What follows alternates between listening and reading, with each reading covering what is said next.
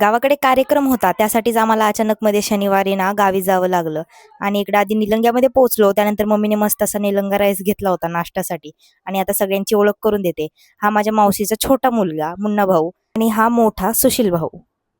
आणि ही माझी बहीण म्हणजेच मावशीची मुलगी.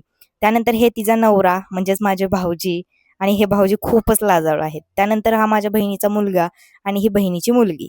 आणि हे आमच्या आईचं एक छोटंसं वासरू. त्याची मम्मी तिकडे शेतामध्ये बांधली आहे आणि ते एकटंच होतं इथे.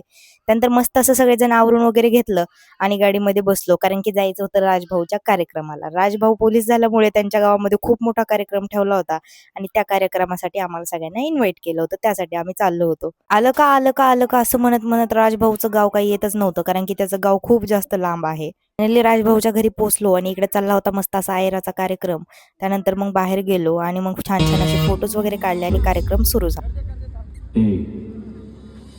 आज तो दिवस आला, साऱ्या गावात जल्लोष झाला, सांगणार ओरडून जगाला, दोस्त माझा साहेब झाला, डोळ्यात पाणी काढ, काळीजा हळवाय झालं, पाहिलं होतं जे सपन सत्यात आज उतरलं.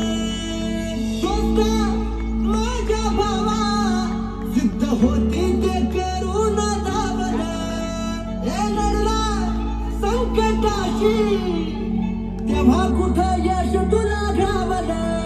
आता खचायचं नाही मग हटायचं नाही, चुकीच्या गोष्टींना किलकळ जिंदगी.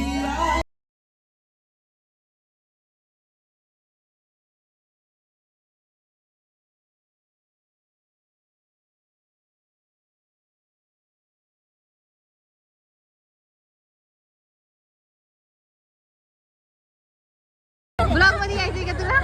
तुला तुला चला मग आता डान्स वगैरे सगळं संपला आणि मग इकडे शांततेचं वातावरण झालं होतं, कारण की भाऊचा चालला होता समारंभ कार्यक्रम. ते सगळं आवरून घेतलं. त्यानंतर माझी बहीण सगळ्यात उशिरा आली होती. हा, कारण की ती खरंच खूप जास्त दमली होती. सकाळी आली होती ती पुण्यावरून आणि आम्ही तर त्या दिवशी आधीच आलो होतो.